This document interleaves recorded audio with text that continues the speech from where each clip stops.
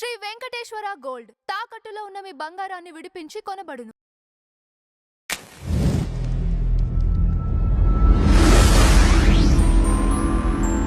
Sir నమస్తే. నమస్తే. Sir, జై హనుమాన్ మూవీకి సంబంధించి షూటింగ్ ఇవాళ ప్రారంభం అయినట్లు తెలుస్తోంది. అయితే మొదటి నుంచి డైరెక్టర్ ప్రశాంత్ వర్మ పైన కొన్ని కాంట్రవర్సీస్ రావటం, ఎప్పుడైతే హనుమాన్ మూవీ హిట్ అయిందో అప్పటి నుంచి ఇప్పటి వరకు గ్యాప్ రావటం, ఆయనకి రకరకాలుగా ఉన్న నేపథ్యంలో ఇప్పుడు మళ్ళీ ఈ సినిమా షూటింగ్కి సంబంధించి ప్రారంభమైన ముహూర్తం ఎక్కడైతే హంపీలో చేశారో అది కూడా వివాదాస్పదంగా మారటం, ఏం జరుగుతోంది? ఇవన్నీ మూవీకి కలిసి వచ్చే అంశాలు అవుతాయి అంటారా, ప్లస్ అవుతాయి అంటారా, నెగిటివ్ అవుతాయి అంటారా? అంటే ఆంజనేయ స్వామి ఎక్కడ పుట్టాడు అనే దాని మీద చర్చ. ఓకే. ఆయన అంజనాద్రి అంటే తిరుమల ప్రాంతంలో ఆ కొండల్లో ఉన్నటువంటి అంజనాద్రి మీద ఆయన జన్మించాడని ఒక నమ్మకం ఉంది.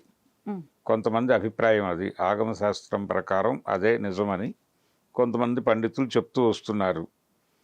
అంటే ఆ పర్వత రాశిలో అది కూడా ఉంది, అక్కడే ఆయన జన్మ జరిగింది అనేది ఒక నెరేటివ్.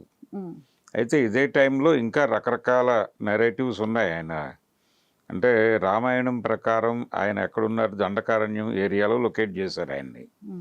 కాబట్టి ఆ ఏరియాలో ఎక్కడో ఆయన జన్మస్థలం ఉండాలి అనేది ఒక నెరేటివ్ ఉంది. ఇలా రకరకాల పద్ధతుల్లో ఎవరి ప్రమాణాలు వారికి ఉన్నాయి.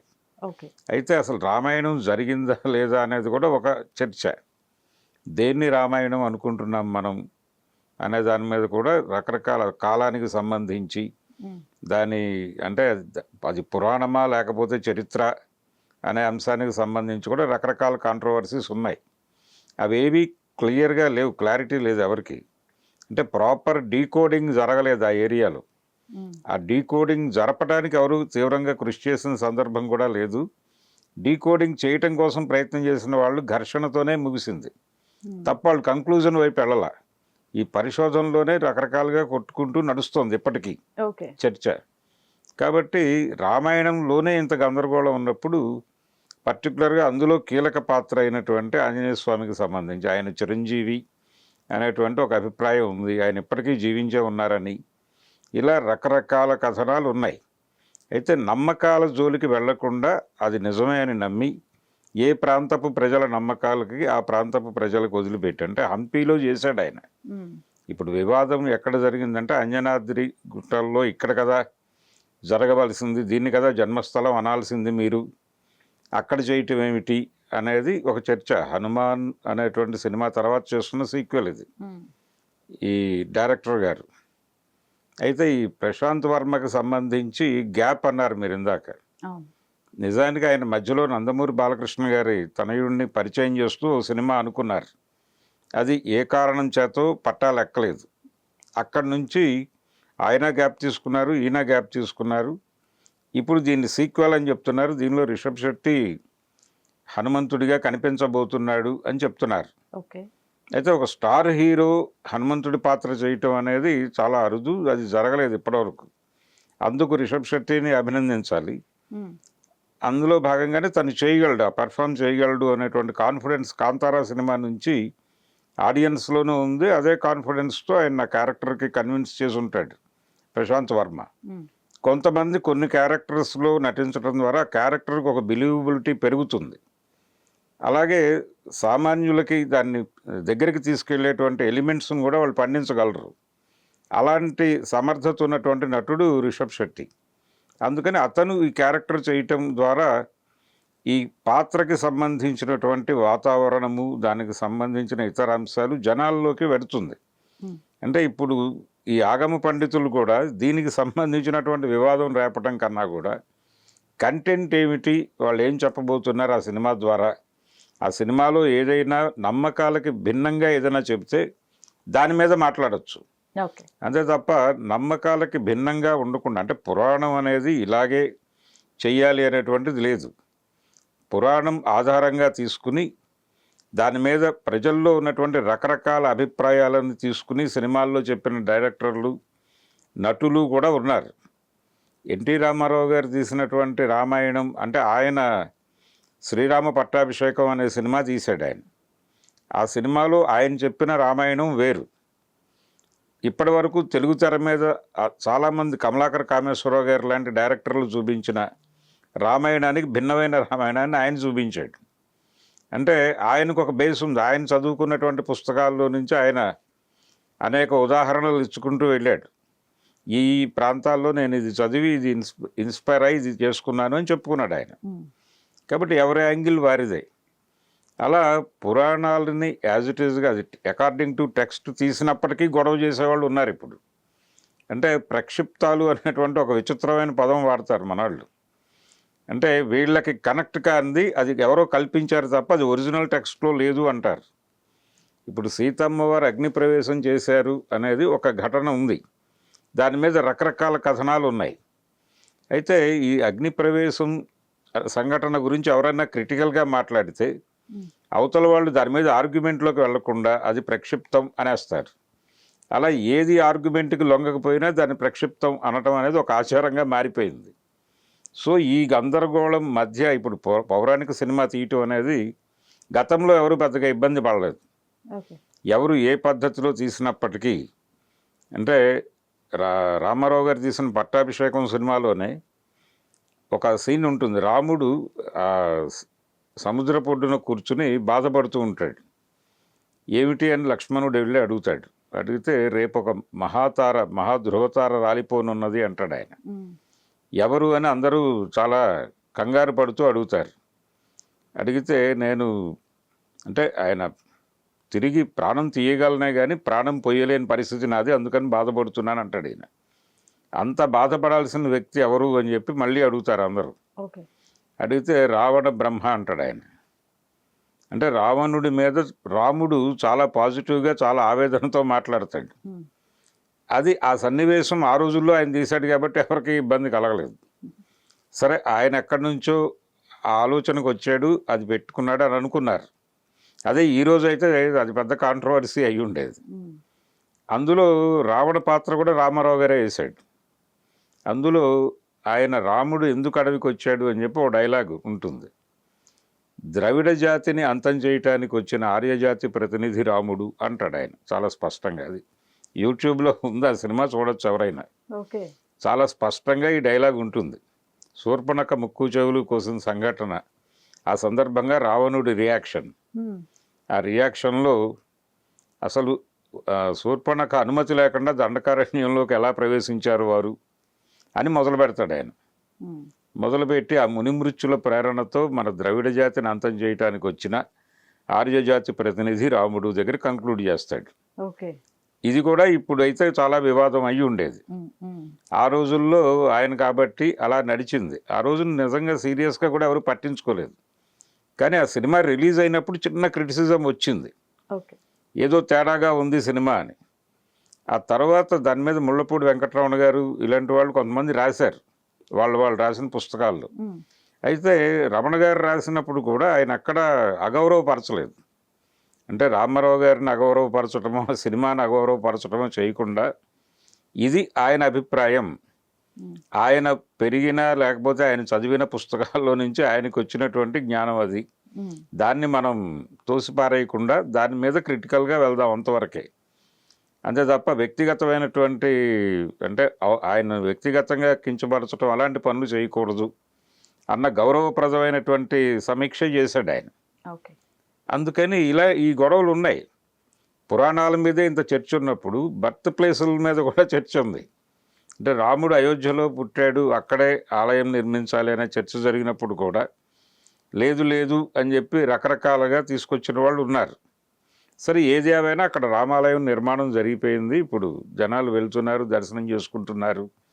కాబట్టి ఆంజనేయ స్వామి బలాన్ చోటే పుట్టాడు అనేదానికి ఎవరి ఆధారాలు వాళ్ళకున్నాయి, ఎవరి నిరూపణలు వాళ్ళకున్నాయి, ఎవరి టెక్స్చువల్ ఫ్యాక్ట్స్ వాళ్ళ దగ్గర ఉన్నాయి. అంత మాత్రం చేత అవతల వాళ్ళ మీద మీరు అంటే అతడు ప్రాంతీయ అభిమానం అనే పద్ధతిలో తీసుకురావచ్చు. ఇప్పుడు హంపి అనేది వాళ్ళ ఏరియా, అంటే కర్ణాటకకి సంబంధించినటువంటి లొకేషన్లో వస్తుంది అది. అందుకని అక్కడ చేశాడా రిషబ్ శెట్టి కాబట్టి అనే యాంగిల్లో కూడా చర్చించవచ్చు దీన్ని. కానీ అది కూడా అక్కర్లేదు, వాళ్ళ నమ్మకం అక్కడ అని వాళ్ళు అనుకున్నారు, చేశారు, దాని మీద వివాదం అక్కర్లేదు అసలు. అసలు కంటెంట్ ఏం తీస్తాడు ఆయన? కంటెంట్లో ఏదైనా విమర్శ ఉంటే, అంటే డీవియేషన్స్ ఉన్నా, లేకపోతే ఆ క్యారెక్టర్ని ఇంకేదైనా ప్రయోజనాలకు వాడుకున్నా దాని మీద మీరు క్రిటికల్గా విమర్శించండి. అలాగే ఆ క్యారెక్టర్ ద్వారా సమాజంలో మంచిని ప్రేరేపించడానికి ఏదైనా ప్రయత్నం జరిగితే అభినందించండి. ఈ డీవియేషన్స్ ఉన్నప్పటికీ, అంటే అకార్డింగ్ టు టెక్స్ట్ ఇలా లేదు అనే అభిప్రాయం ఉన్నప్పటికీ, ఆ పాత్ర ద్వారా, ఆ హనుమంతుడి పాత్ర ద్వారా వాళ్ళు సమాజానికి, ఈ ప్రస్తుత సమాజానికి, ఇదేదో టోటల్గా ఆంజనేయ స్వామి జీవిత చరిత్ర ఆయన తీస్తున్నాడు అని అనుకోవడం భ్రమ. ఓకే. ఆంజనేయుడి పాత్ర కీలకంగా ఉంటుంది. ఆయన ప్రస్తుత సమాజం గురించే సినిమా తీస్తాడు. ప్రస్తుత సమాజంలో జరుగుతున్న దారుణాలని చిరంజీవిగా ఇప్పటికీ జీవించే ఉన్నాడు ఆంజనేయ స్వామి అనేటువంటి నమ్మకాన్ని కలిపి, ఈ సమస్యల్ని ఆంజనేయ స్వామి ఎలా చూస్తాడు, ఎలా పరిష్కరిస్తాడు అన్న టోన్లో ఆ స్క్రిప్ట్ నడవచ్చు. నడిచినప్పుడు ప్రస్తుత సమాజాన్ని లో జరుగుతున్న గొడవల్ని ఆయన ఎలా రిసీవ్ చేసుకున్నారు, ఎలా అడ్రస్ చేశారు, ఎలా పరిష్కరించారు అనే దానికి సంబంధించి ఏదైనా తప్పుగా వెడితే దాని మీద మాట్లాడండి. అంతే తప్ప సినిమాని ఇలా, అంటే మీరు ముహూర్తం అక్కడ తీశారు, మీరు ప్రారంభంలోనే ఈ లోపాలు ఉన్నాయనే దాడి చేయటం అనేది కరెక్ట్ కాదు. అది ఎవరి నమ్మకాలు వారివి. ఆంజనేయ స్వామి గురించిన నమ్మకాలే కాదు, ప్రతి దేవుడి తాలూకా, అంటే ఋషిమూలం అడగకూడదు అని మనకు ఒక ఇది ఉంది. అందుకని ఎవరి పద్ధతుల్లో వాళ్ళు డిస్క్రైబ్ చేసుకుంటూ వెళ్ళారు. దీనికి నిర్ధారణలు ఏమిటి, ఇప్పటికీ జీవించి ఉన్నారంటడానికి నిర్ధారణ ఏమిటి అని అడిగేవాళ్ళు ఉన్నారు. దానికి చూపించేటువంటి సాక్ష్యాలు ఏమిటి, అంత లోతుల్లోకి వెళ్ళి అంత హేతుబద్ధమైన చర్చ చేయక్కర్లేదు. కానీ చెడు జరిగిందా, మంచి జరిగిందా, ఆ సినిమా నుంచి మంచి చెప్పారా, చెడు చెప్పారా, సమాజానికి ఉపయోగపడుతుందా లేదా, అంతవరకే పట్టించుకోవాలి తప్ప ఇవన్నీ పట్టుకుని దాడులు చేసుకుంటూ వెడితే ఎవరూ ఏ పని చేయలేరు. చాలా, అంటే పింగళ నాగేంద్రరావు గారు మాయాబజార్ రచయిత, ఆయన ఒక అద్భుతమైన మాట చెప్పాడు ఆ రోజుల్లోనే. ఆయన చలంగారి సావిత్రి నాటకానికి ముందు మాట రాస్తూ దానిలో చెప్పాడు, పురాణాలని తిరిగి చెప్పే సందర్భంలో ఆ పాత్రల్ని ఈ సమాజానికి నువ్వు ఎలా కన్వే చేస్తున్నావు అనేదే ప్రధానం. అంతే తప్ప దాని మూలం ఏమిటి, ఎక్కడ డిస్టర్బ్ అయ్యావు, ఇవన్నీ పెట్టకండి, ఇవన్నీ చర్చ వద్దు అసలు. సావిత్రి అనేటువంటి నాటకాన్ని చలం గారు ఎలా చెప్పాడు అన్న వరకే చూడండి ఈ నాటకాన్ని అని రాస్తాడు ఆయన. అదే మూలం, అదే టెక్స్ట్ బుక్. కాబట్టి ఆ పద్ధతిలో వెళ్ళటమే. అందుకనే ఆయన మాయాబజార్లో చాలా స్వేచ్ఛ తీసుకుని ఆ క్యారెక్టర్లు ఏవి కూడా పౌరాణిక భాష మాట్లాడవు మాయాబజార్లో. అది ప్రతి ఇంట్లోనూ జరిగే గొడవలానే ఉంటుంది, అది సోషల్ డ్రామాగానే ఉంటుంది తప్ప ఎక్కడ పౌరాణిక ఉండదు. వాళ్ళ గెటప్పులు పౌరాణిక గెటప్పులు ఉంటాయి తప్ప మొత్తం కథ అంతా కూడా మామూలు ఇళ్లలో జరిగేటువంటి కథగానే నడుపుతారు దాన్ని. అంతగా సోషలైజ్ చేశారు దాన్ని. అది జరగవలసిన పని. పురాణ ఇతిహాసాల ఆ పాత్రల ఔచిత్యాన్ని దెబ్బతీయకుండా, ఎన్టీ రామారావు గారు కూడా అదే అన్నాడు. ఆయన, మీరు క్రిటికల్గా సినిమాలు తీస్తారు, పురాణాలని విమర్శిస్తారు మీరు అని ఒకసారి ఆయన్ని ఒక రిపోర్టర్ అడిగినప్పుడు ఆయన చెప్పిన సమాధానం ఏంటంటే, నేను పురాణాలని క్రిటికల్గా తీస్తాను అనే మాటతో నేను కూడా ఏకీభవిస్తున్నాను, కానీ రెడిక్యూల్ చేయను అన్నాడు. అపహాస్యం చేయను. విమర్శ ఉంటుంది నా సినిమాల్లో, ఆ విమర్శ ఉంటుంది అంటాడు ఆయన. ఉంది కూడా. అది పట్టాభిషేకం సినిమాయే కాదు, ఆయన తర్వాత తీసిన దానవీర సూరకర్ణలోనూ విమర్శ ఉంది. అనేక సినిమాల్లో ఆయన, యమగోళ సినిమాలో చాలా తీవ్రమైనటువంటి స్వరంతో మాట్లాడతాడు ఆయన పురాణాల మీద, పౌరాణిక పాత్రల మీద. కానీ రెడిక్యూల్ చేయడు ఎక్కడ, అంటే అపహాస్యం చేయడు. అదే గీటురాయి.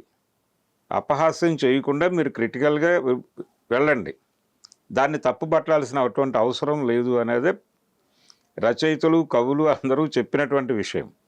సో ఇప్పుడు అనవసరంగా ప్రశాంత్ వర్మ తీసే సినిమాని అది ప్రారంభంలోనే దాని మీద దాడి చేయటం, అంటే అది అతనికి పబ్లిసిటీకి ఉపయోగపడవచ్చు. ఇది పబ్లిసిటీకి ఉపయోగపడుతుంది కానీ ఇది కరెక్ట్ కాదు వీళ్ళ వైపు నుంచి. అంటే వీళ్ళేంటి మరీ ఇంత నేరోగా ఆలోచిస్తున్నారు, అలా నేరోగా ఆలోచించడం పద్ధతి కాదు వాళ్ళకి. వాళ్ళు చెప్పచ్చు, ఈ సినిమా అక్కడ తీస్తున్నారు, ఓకే బాగానే ఉంది, ఆంజనేయ స్వామి పాత్రని కీలకంగా తీసుకుని చేస్తున్నారు, ఆ పాత్ర ద్వారా సమాజానికి ఉపయోగపడే అంశాలు చెప్పించండి బాబు అని ఒక ఆశీర్వాదం చేయండి. అప్పుడు జెంటిల్గా హంబుల్గా ఉంటుంది అది.